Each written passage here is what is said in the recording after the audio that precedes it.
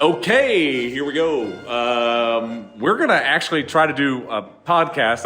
It could be a bad idea, it could be a great idea. I mean, it's right up there with most of the things we do. Anyway, you're listening to Tim Salters, Councilman at Large, and I am Mark McNeese, Councilman at Large. We have decided to take our community conversation into a different format. Yeah, it's a different realm, I guess. I mean, so We're going to go to a podcast. We're going to name it the First City Podcast because I think that's what you're supposed to do when you're in the First City. Is that correct? The First City Podcast. And I honestly, I scoured both iTunes and a couple other podcast sites. There is no First City Podcast. So, I mean, we're legit at this point. We're groundbreaking. We're groundbreaking. The key thing that we're going to try to do here is like we did with our community conversations, but more of a deep dive. So we're going to focus on issues around the city, whether it be like specific key issues that you see or key questions or big overall issues or even small things. I mean, we're going to kind of do a deep dive on specific things, put it out there, and then wait for people to discuss it, share it, and then send questions back to us. So one of those things that I also would like maybe for you and I to have a bit up front with our listeners or the 5 people that'll listen to this. I hope is it more than your Tuesday show with my father-in-law? Let's hope so. Let's hope so. Is that these could run an hour, they could run 45 minutes, they could run 30 minutes, they could run 15 based on that particular topic. We're going to try to stay very topical on each one of these. And then that way you can go back and in the library, you could research and say, well, they said this, then. I do want to be very clear about that too. Times and what happens changes a lot. Mm-hmm. So there may be something that we say currently at this particular day, November 30th, 2020, that if you come back in March of next year may not be the exact same. Right. As times change, our opinions and our thoughts about progression and moving forward in the city will change as well. Try not to beat us up on that too much. Yeah. That's where I would go. Because one of the things that we've learned during COVID, really specifically, is you got to be flexible, and things do change quite drastically and can change in just a matter of hours. Rapidly, yes, they really can. So that's what we've learned through this. So we'll label these. We'll have cute little titles for each one of them as we move forward. And even if we hit something and it changes, we'll probably even revert back and go and update those as we go along. I mean, ideally, what we'd like to do, similar to community conversations, we were able to get a community conversation in a month. With this, we have more flexibility because it's just us sitting and talking. So we might be able to get 2 a month, but the goal is at least to get 1 a month as we move forward. So Tim, also these will be available for people that maybe don't even know us, have never listened to us, maybe are outside our community. We should probably give a little background of ourselves real quick. Probably be a great idea. Do you want to go ahead or you want me to? Yeah, I mean, if you want to go first, then I can. All right, so knock it down. I'll go quickly. I'm born and raised in our town here in Vincennes. I'm a whopping 50 years old, which I can't believe that in the mirror every day. My daughter tells me I'm old. And I don't always believe her, but some days I do. I started out working here at the City of Vincennes in the City Engineer's Office. Worked there a few years, then transitioned over into the Knox County Chamber of Commerce, where I was the Chamber Director for 15 years, dealing with small businesses throughout our county. Currently, I'm a banker and a City Council member. And that's where I sit at this particular time. So that's a little bit of career stuff. Have sat on the council since January of 2020, which means that we've done nothing that we had planned on doing.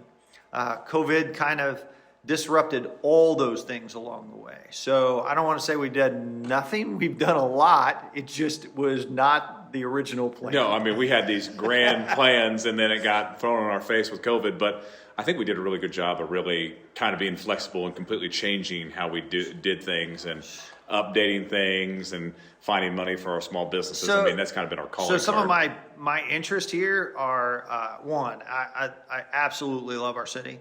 I do have a pretty good working knowledge of administrations, and I've, through the chamber and through my work at the city, I've been a part of 4 of them.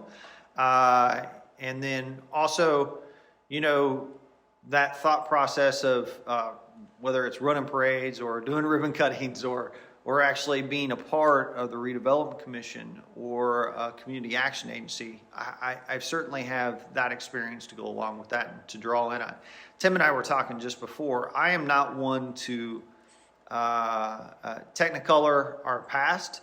I am a little matter of fact about it, and sometimes that's good, and sometimes it maybe is not the best. Maybe I should be a little bit softer in my approach with the past, but I do at least have those memory banks that are in use. Yeah. So Tim, you want to give you a little bit of your background too? Yep. So I turned 37 yesterday, whopping 37 yesterday. So just like Mark, born and raised here, my whole family born and raised here, my wife and her family born and raised here.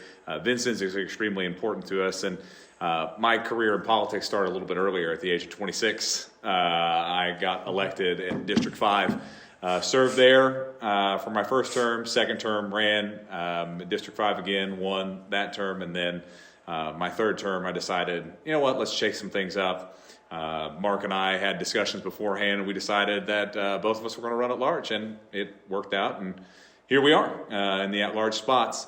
My background's in education. I started off as a teacher at South Knox. I taught econ, government, U.S. history, geography, anything in kind of the social sciences, you name it. I always had a passion for government. That was one of my favorite things, but one of the things that I realized quickly is, man, I love government, but teaching government and being in government are two vastly different things. The idolized version of government versus what it is actually, even at a local level, slugging it out sometimes with people that don't necessarily trust you. Sometimes. Yeah, you're talking about like, here's this philosophy and here's this ideology, and you're like, yeah, it doesn't really work that well. It's a lot about just relationships and little things that you kind of take for granted. And that's the important thing. I will also say that I'm one of those that don't believe in the grand conspiracies of things. After being in rooms for now close to 20 years in city and some state stuff, you can't, before the invention of the cell phone, you couldn't find 5 people in a room that could agree on the exact time. So for them to move things in a particular way, it takes a special effort, and I don't know if that's always in place. Well, I think some people see government as more house of cards, and I think it's more Veep than anything else. That's a very accurate description. So in your background, Tim, teaching and doing those things, your interest has lied in business as well. Yeah. So I mean, econ was my strong suit in college, and you either love econ or you don't. It just kind of came natural to me. So my area was more kind of the behavioral economics and how people react to certain incentives and those incentive structures. And that always was an interest of mine. And it's always a passion. You hear some of the questions that we ask when we talk about businesses. And that kind of gets us on our topic du jour of today. Okay. When we talk about shopping local, because everybody will ask us, like, why do you guys always talk about shopping local? Because obviously, when we get to our meetings, it's one of the first things we say, and it's obviously one of the last things we say. And we've really been pushing it hard. You usually heard people talk about it during the holiday times in years past. And that was the big time that people would come out. You'd hit that small business Saturday, which we hit last week, and that's when everybody would be like, oh, don't forget to shop local. Now, it's completely changed the game the way the pandemic's kind of hit, where shop local is more than a philosophy to me at this point. Yeah. And you're right. After, like I said, 15 years at the chamber, dealing with and interacting, I hate the word dealing with. It means it sounds like you're having to deal with it. It's not necessarily that. Interacting with our local business, and not just local business, but we'll get to it as well, talking about big box stores that are within your communities, businesses in your community that is owned by someone somewhere else. the importance of shopping local, I think goes, and we're gonna get in depth here Yeah. on the reasons why. I guess we could probably start with just let's imagine one small business. Yeah, I mean, go to that really small, simplistic view, because obviously when you're dealing like in Vincent, you're talking about hundreds of business, thousands of employees, and how does that all work together? Well, But break it down. the weird stat here in Vincennes is that we have some employable people. So I mean, I say that funny. The census data will be due out sometime by the end of the year, we hope, if they get through all the court cases, and then we'll have a better idea of how many employable people we have in Vincennes. Off of old census data, we had about 39,000 people in Knox County. And then you throw out 65 and older, and you throw out younger than 16 or to 18, actually sometimes is what we are. We're talking about 19,000 employable people. So out of those 19,000 employable people in Knox County, 65% of them are employed by businesses that employ 5 people or less. Now, repeat that, because I think that's something that people forget, because like you hear about the big employers and that's what people talk about, but 5 people or less, 65% of our community. 65%. Now, these numbers could change with the new census data that comes out. But we would assume that they're going to be similar. It's going to be similar. It's not going to be this huge, off-the-charts anomaly. So 65% of the people employed in Knox County are employed by businesses 5 people or less. Now, think about that. There's a lot of businesses that you don't think are businesses that employ people. Farming's a big business that may only have 1 or 2 employees, and they may get temporary people in there, or they may employ hundreds based on that.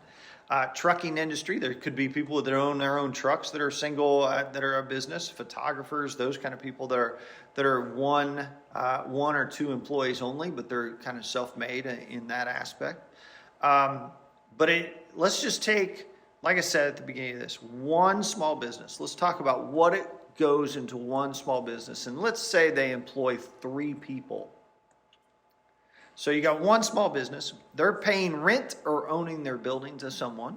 Is this correct? Either whether they have a mortgage out on it or a loan out on it, not a mortgage, but a loan out on it, or they're paying a lease. That goes back to, if they're paying a lease, it goes back to another owner who's paying taxes or who has this building that rely on those leases.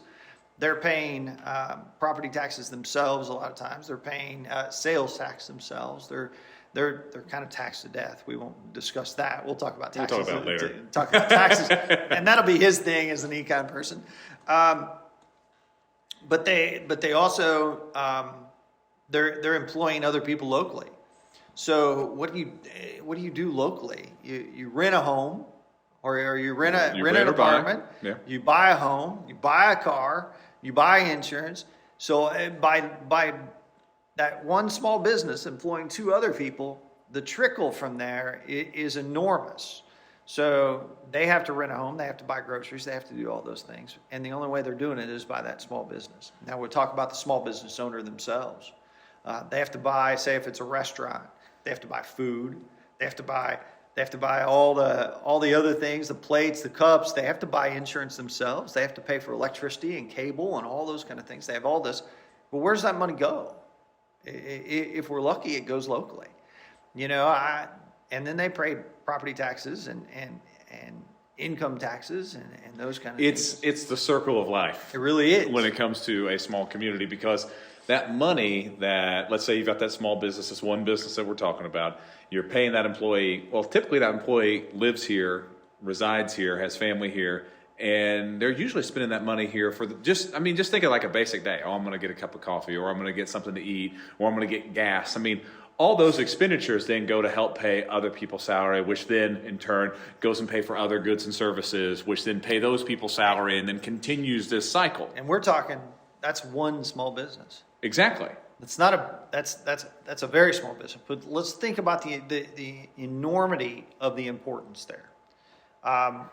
They then maybe go to your church and donate to the church when they're there. Oh, yeah. They tithe to the church.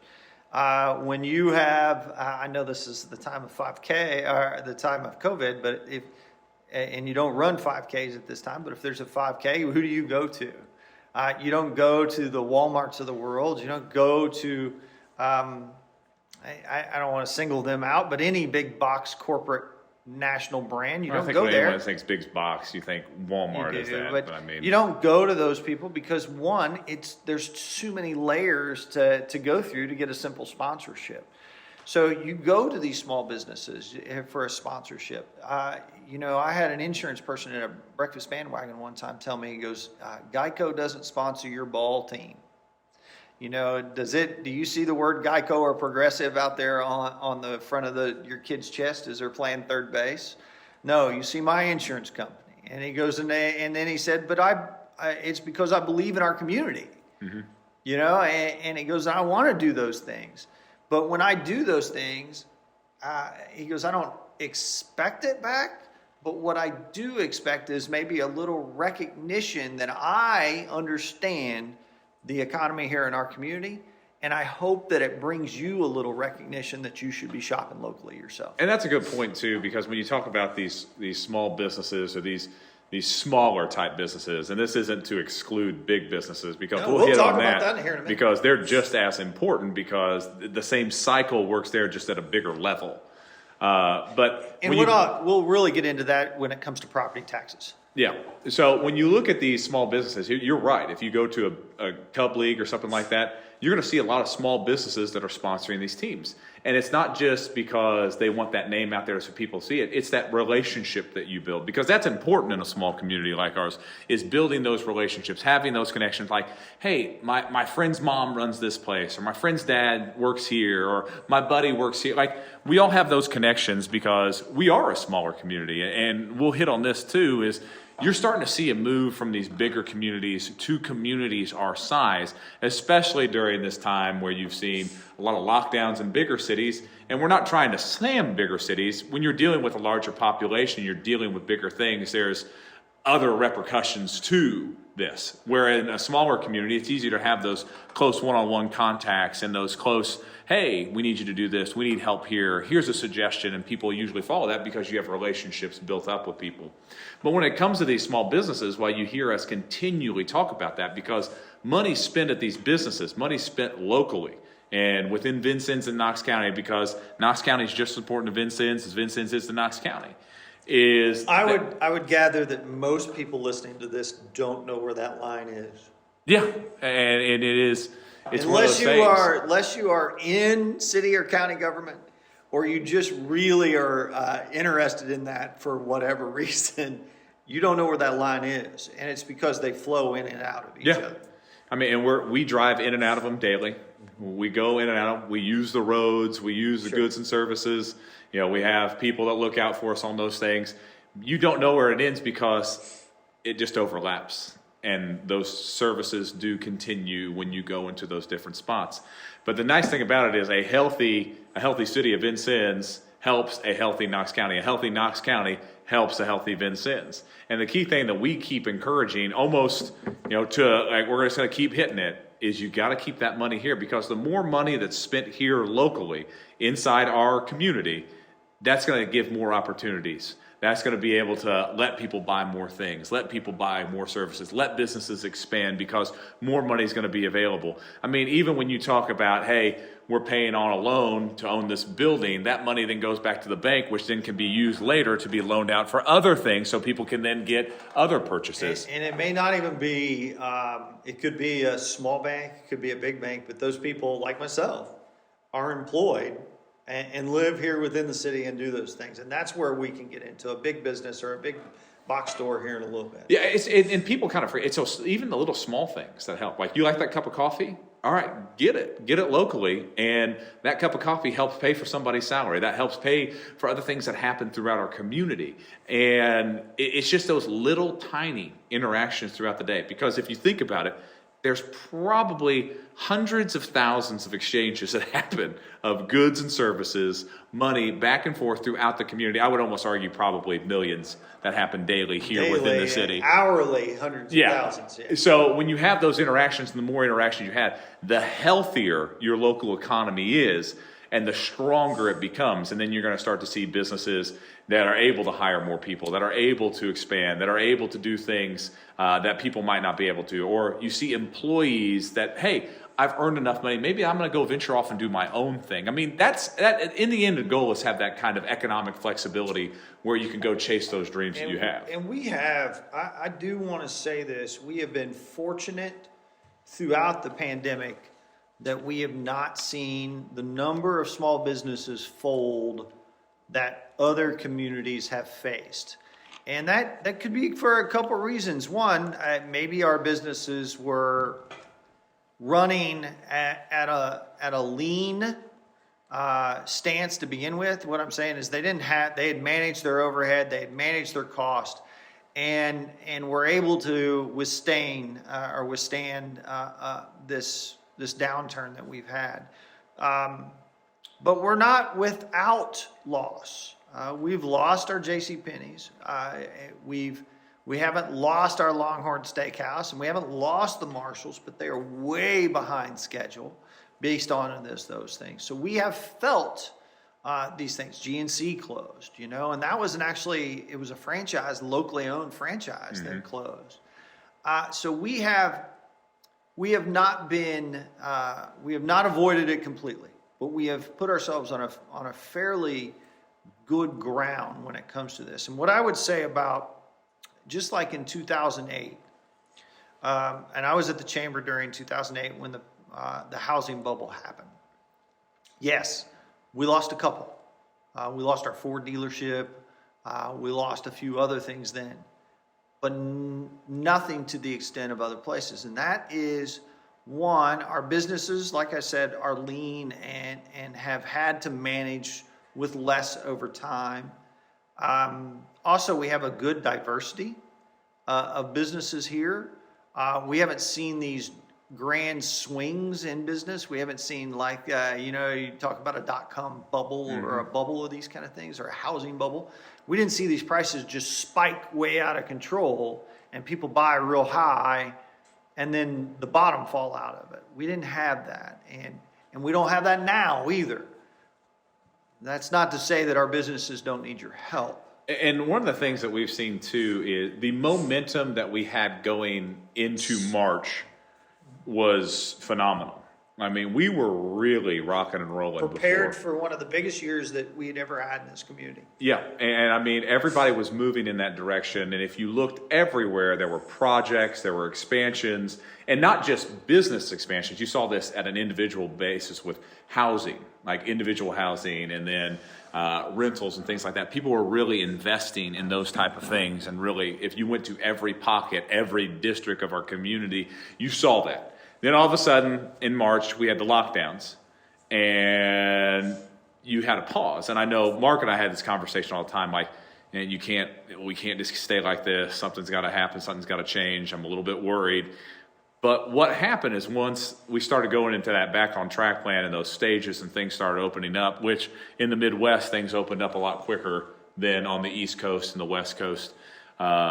What you start to see is slowly but surely things started to pick up. And if you look at Vincennes now, there are projects that are happening all over the community. Have some things stalled a little bit? Yes. Are they going to continue? Of course they are. A lot of our bigger projects too, like just infrastructure improvements throughout the community that do bring people in, that do invest in the community, those things are still on pace. And I think of some of the bigger things like, Main Street and the Washington Avenue project that are going to be happening, that are going to kind of facelift the community.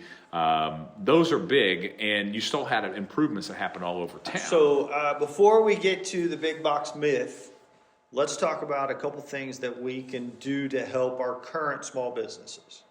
I see in our notes here, how with the environment, what options can we do, Tim? And I'm going to lay this one at you. Okay. What options can we do to help those small businesses? All right, so there's a plethora, a cornucopia of things that you can do. And the thing is, too, this is for anybody. So I know that there's some people out there right now that might not want to get out. And there's some people that don't mind getting out. And what it is our businesses, you got to tip your cap to them because they become extremely flexible to be able to deal with what's happening with them. So you can go to the store, and buy things currently.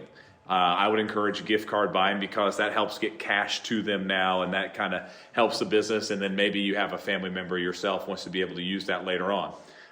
You can buy stuff online from those stores that are here.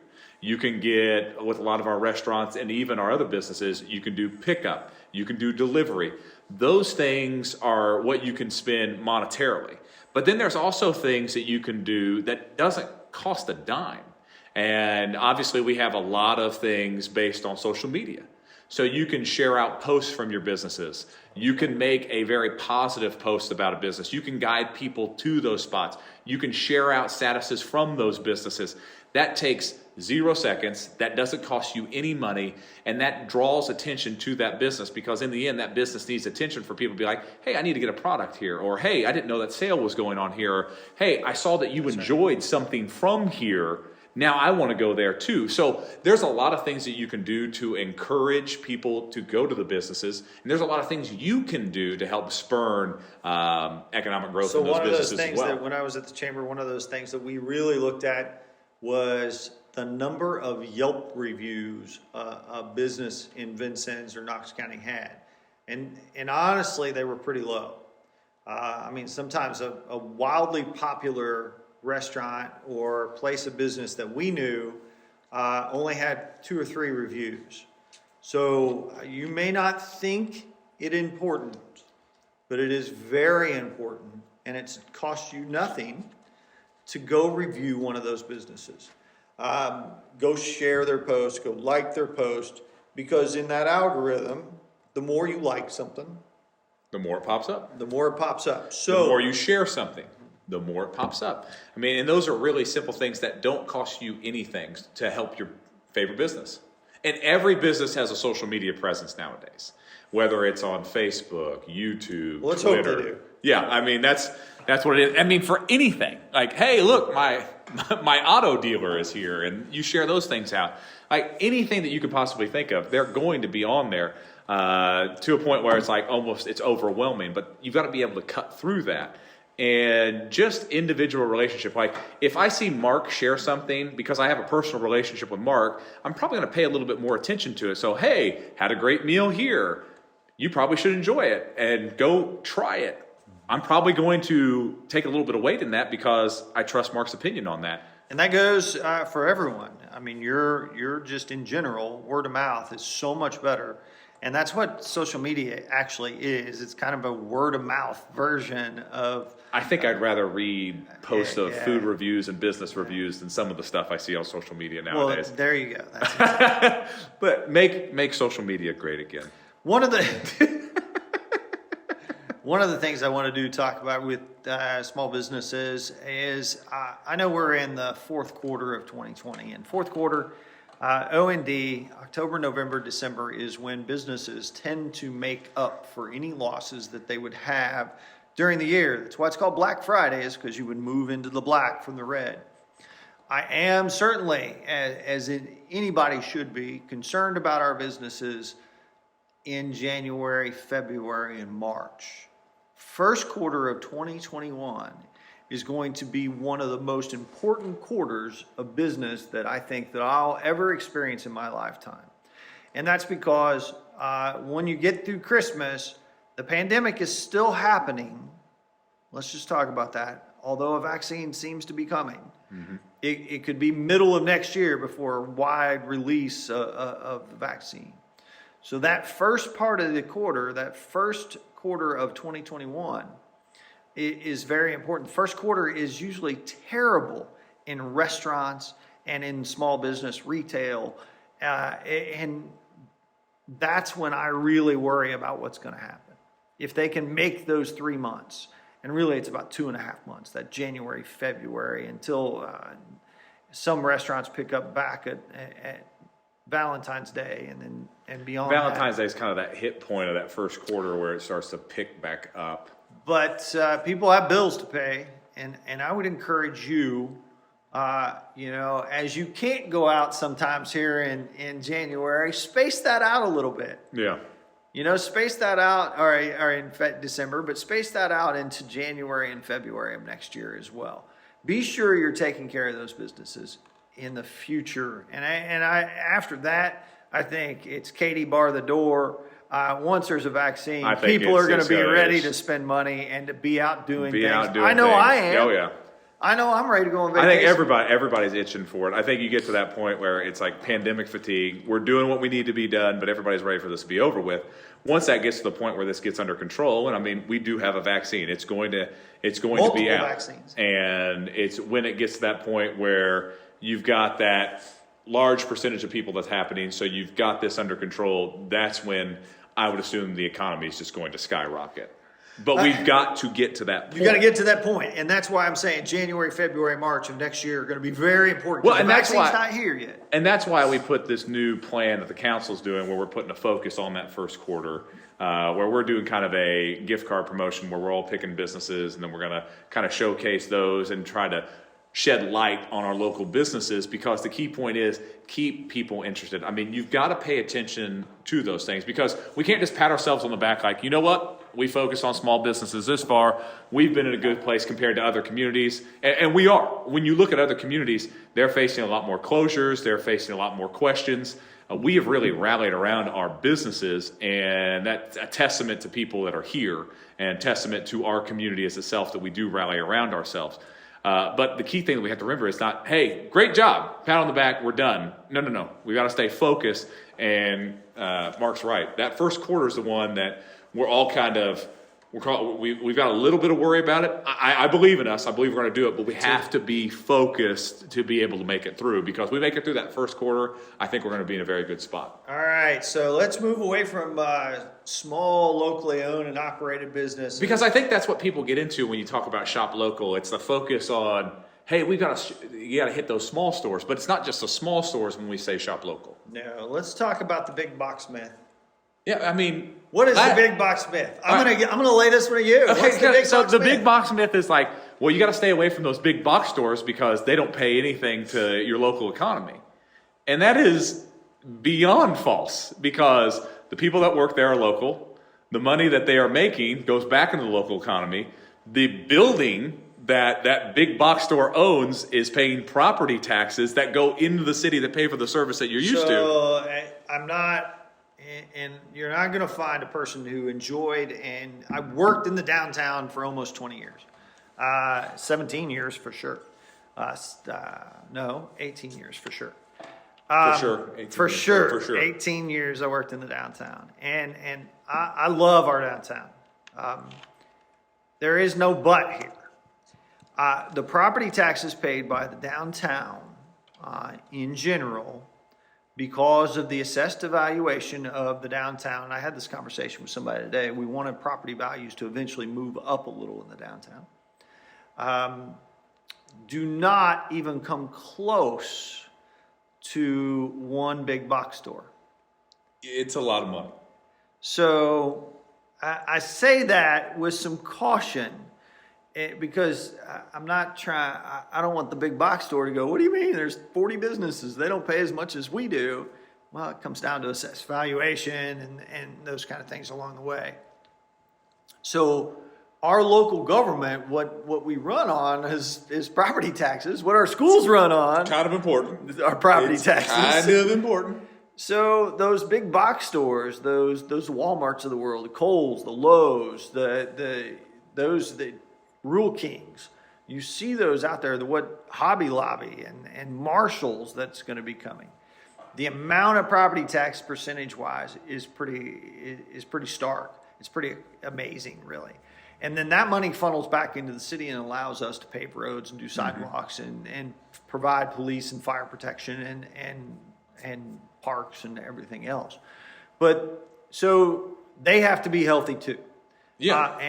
And keeping them healthy is making sure you're not going to even Evansville or Indianapolis or Louisville or St. Louis. Is it Louisville orLouisville? It's Louisville. Okay, I just want to make sure, because that's how I pronounce it. It's Louisville, named after King Louisville. That's what it is. Named after King Louisville. Remember? Yes. Anyway, I digress. When you go there, you're helping pay property taxes somewhere else. As weird as that sounds, you're also paying edit taxes somewhere else. Yeah, and the thing that you have to remember is like, I think sometimes when you hear the shop local phrase that you automatically think small. And we're not saying that. And we're not saying that you should focus on one over the other. You've got to have both to have a thriving, successful community. And we do. And I think that we've shown that, hey, we've got some of our big box stores that are doing very well. We've got little stores that are doing well. We've got stores from one employee to stores to hundreds of employees. That's right. They're just the store with one employee is just as important as the store with 100 employees. And us as city leaders, is the key thing is how do you create an environment that those two vastly different businesses can be successful? Well, you keep encouraging them. You have a business that's you have a government that's open to business. That hey, what do you guys need from us to help you out? What can we do to make a better business environment for you? And that's the philosophy that we have, is what can we do for business? It's not the other way around. I think some people get in these seats and they think, what can you do for us? And it can't be that mentality. It's what can we do to help the businesses out in our community? And if you look, I mean, you can go all over town. You're going to have small stores to the very big stores. You've got to have both to have a strong, vibrant economic system in your community. And we do. And sometimes when you talk about big box stores, they do get a bad name because, hey, you're worried that they're going to run some businesses out, or, hey, they're taking up all this area and space. And you're like, wait a second. We can coexist. We can have all of these different things from the small, medium to large businesses. I will tell you that a lot of part-time employees float between the two. Yeah. And maybe have jobs at both. Hey, I do want to, I've coined a term.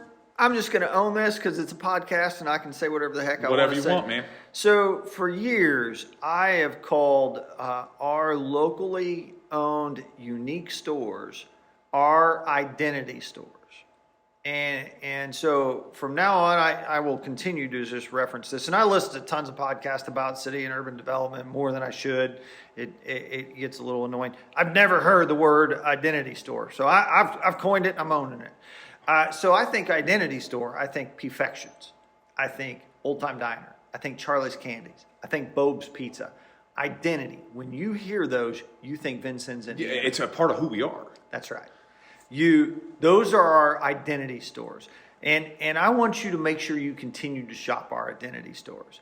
And because you can go to Evansville and go to a Walmart there. I don't know why you would. We have a decent one here. But you can go some places else and get food from there.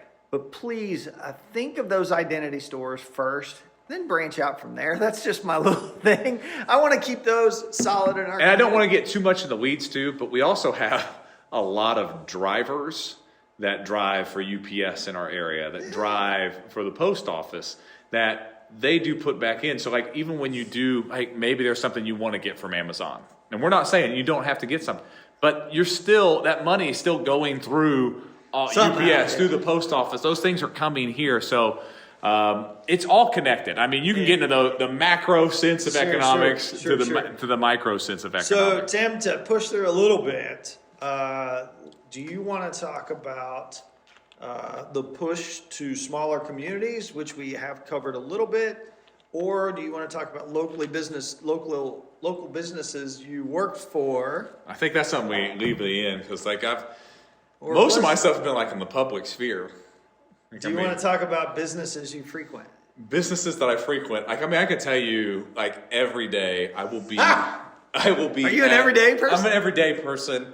Routine. I'm a creature of habit, man. I mean, I get up at 4:30. I do my workout, and it'll be about 6:15, 6:20. I will be at Cantwell's on Washington Avenue, the new Sunoco.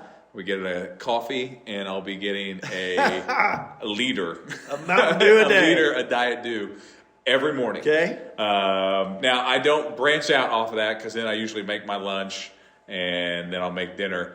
But I know my wife is a creature of habit. At least a couple times a week, I'll go take her a McAllister's order that she'll have. Sure. And she'll get that, and that's kind of a creature of habit thing. But like the most creature of habit-y thing I do is that morning coffee where it used to be out at the shortstop. Now it's right across the street from me. I will always get something from there basically every morning right after I get So, done lifting. okay, well, are there local organizations that you maybe didn't work for but have volunteered for I think for a long time? Yeah, a lot. Like, I mean, it just continues to go on. The ones that I work for, I worked and volunteered for the Y basically my whole into high school career. Yeah. I did the youth camp thing. Okay. We did that, and then I did. And then you were forced volunteered into your mom's church on occasion. Thursday church. Okay, and then that's life. That's you not don't- even volunteer. like business stuff is like just a passion, like economically. Like if you know, Thursday church has got umbrella businesses that help fund mission work all over the For-profit world. businesses. Yes, so it goes underneath the umbrella of the church, but they are for-profit businesses.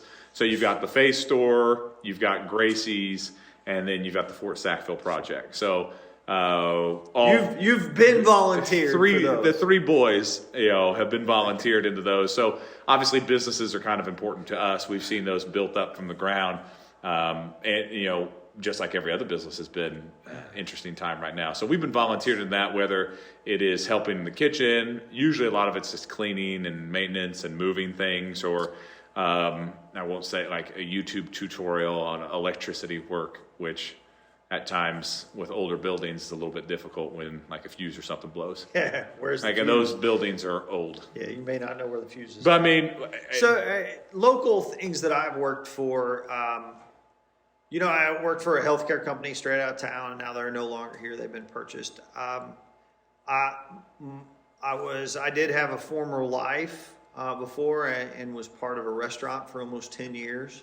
What restaurant? Restaurant and catering business at Purgatory. oh yeah. Yeah. So I do understand what an owner of those type of businesses go through and how difficult that can be. It's a really hard business.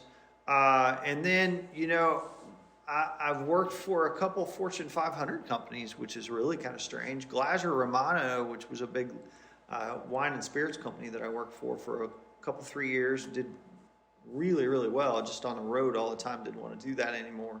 And the company I currently work for is one of the largest financial institutions in the country. So not only, and then working at the chamber for those 15 years, I was in and out of almost every small business around. So having those two juxtaposed views of having worked for large companies and been a part of a small business for a long time, and then in and out of businesses, I can tell you that I prefer what small businesses do for our community. Just out of a preference, the caring that goes into it. I mean, It's the connection. It's what we talk about all the time. It's a relationship thing. It's having that relationship and being able to go to the person and build that relationship instead of, well, I'm trying to get a hold of somebody that I don't know. Yeah. I'm trying to get a hold of somebody really that doesn't know the history of this community or have the same stories. Like, a lot of people have the same experience. Like, even though you're 50 and I'm 37, we can go through, we went to the same high school. We experienced the same things that happened here, the same events. I've been through homecoming a few times. Homecoming a few times. And we know the same events. We know the things that have happened. Now, obviously, there's some things that will be different that you experienced than I, but there's this communal sense of, this is what we know. This is Vincennes. And this is what it means to be a part of Vincennes. And the people that have been born and raised here know that. And I think what we do is we try to bring people that aren't a part of that. You try to bring those people in to experience those things as well. So the people that own small businesses, they know that. They sweep their own sidewalks. Yeah. And when I mean that is that they work a little harder. And they take care of not only what's within their four walls, but in general, they try to take care of the outside a little bit too, because they realize how important it is. And a lot of other ones pay somebody else to sweep their sidewalk, and that's a different thing. But that's what small business is to me. And we kind of got off topic a little bit. So. But that's a say. I can go back. You're talking about those things. In a lot of the things that you've picked, it's about building relationships, and I think it all goes back to that, because I think when I started going out and looking for jobs, like I started off working at a day camp where you're working with really young kids to try to keep them entertained. And then one of my favorite jobs that I had when I was in college, I worked out at Fox Ridge Manor with, I just loved being able to talk with the old folks there, and then being able to help them with the needs that they had and being able to assist them in what they needed. Then I went from that to the classroom at South Knox.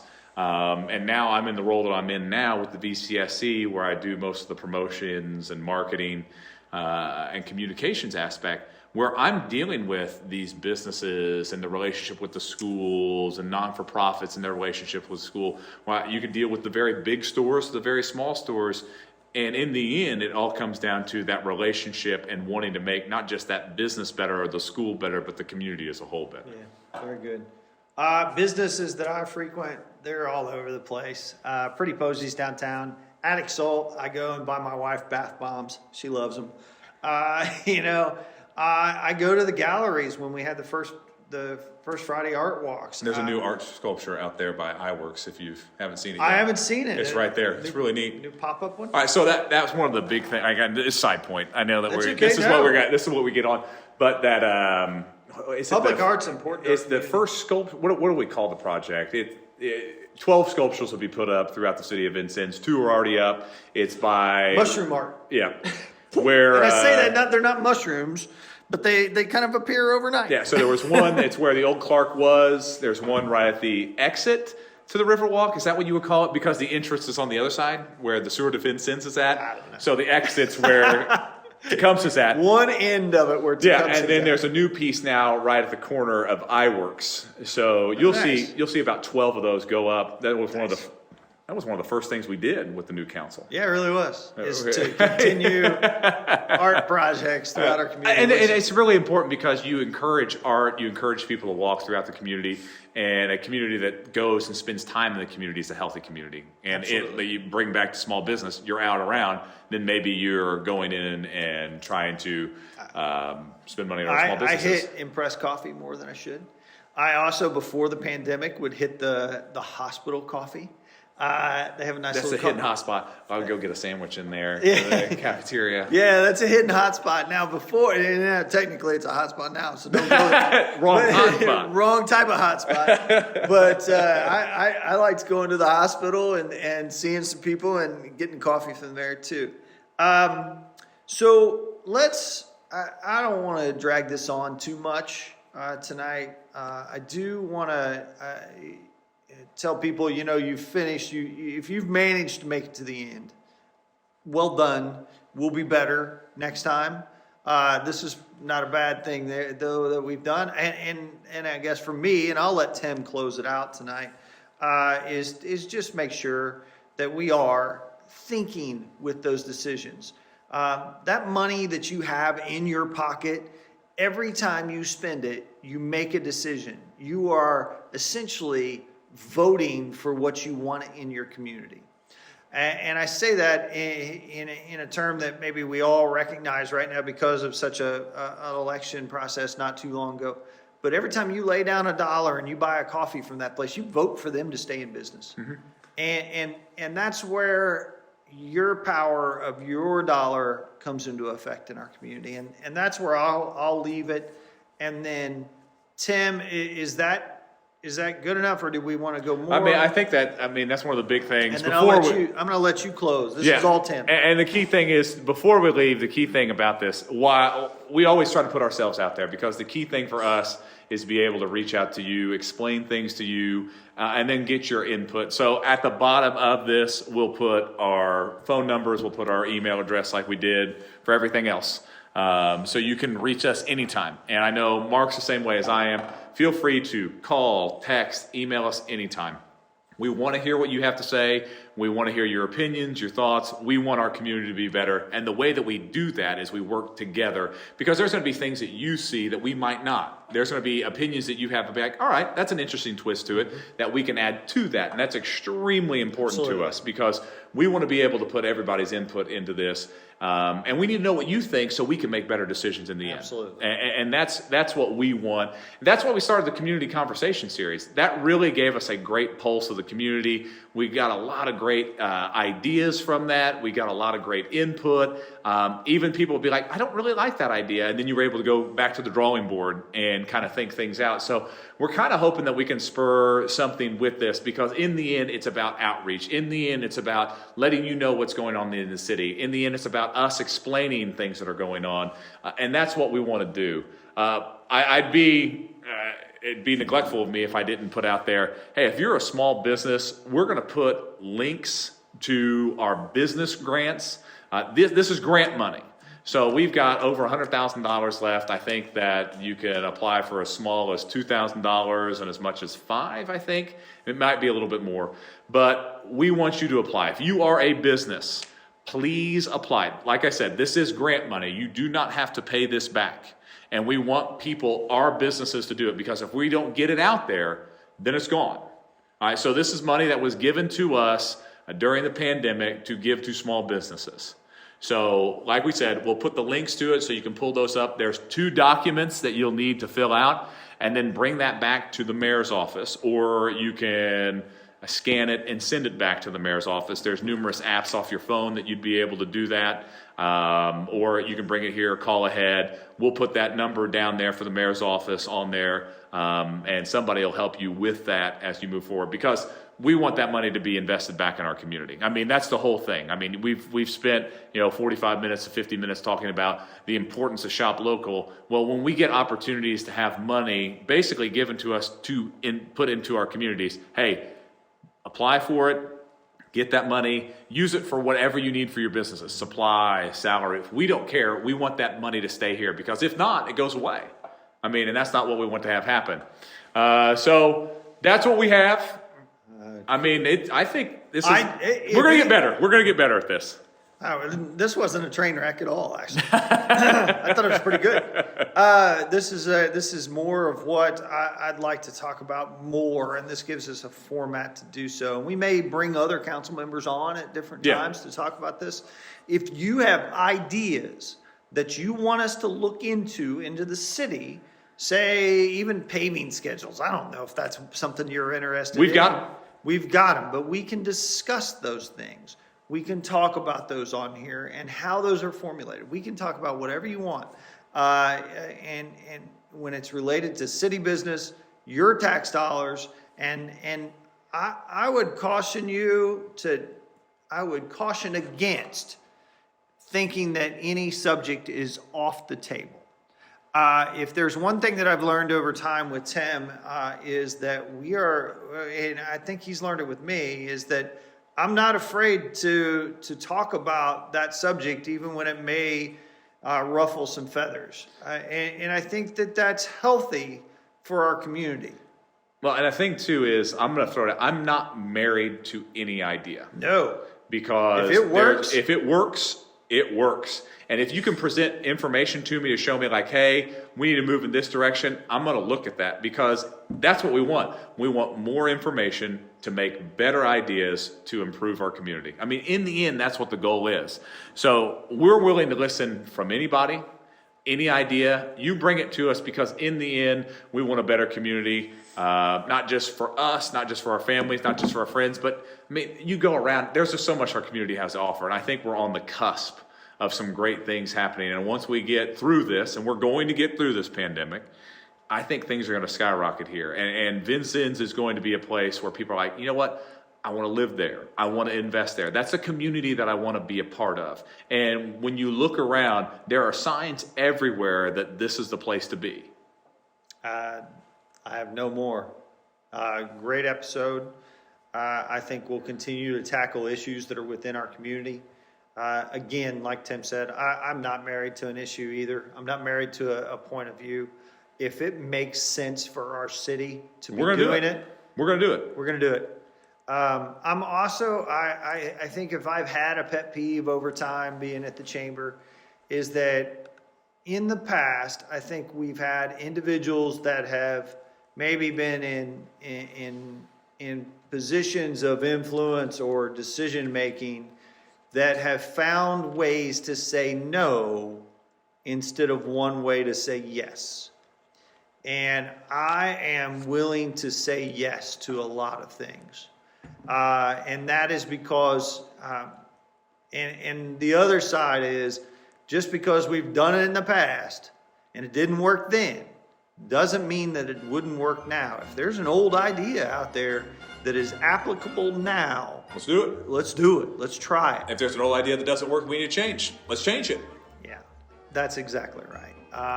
And that's how government should be. It should be flexible. It should be nimble. And it should be able to move with the current environment. Data-based decisions. Present us with good data, we'll make good decisions. And there are constants, I mean, there's police and fire protection that's needed. There's parks that are needed. I don't want you to veer off into those kind of lands.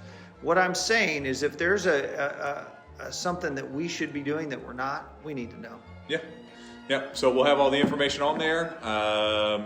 Feel free to reach out to us anytime, like we said. Other than that, make sure you shop local this holiday season and every season. Have a good one. Have a good one.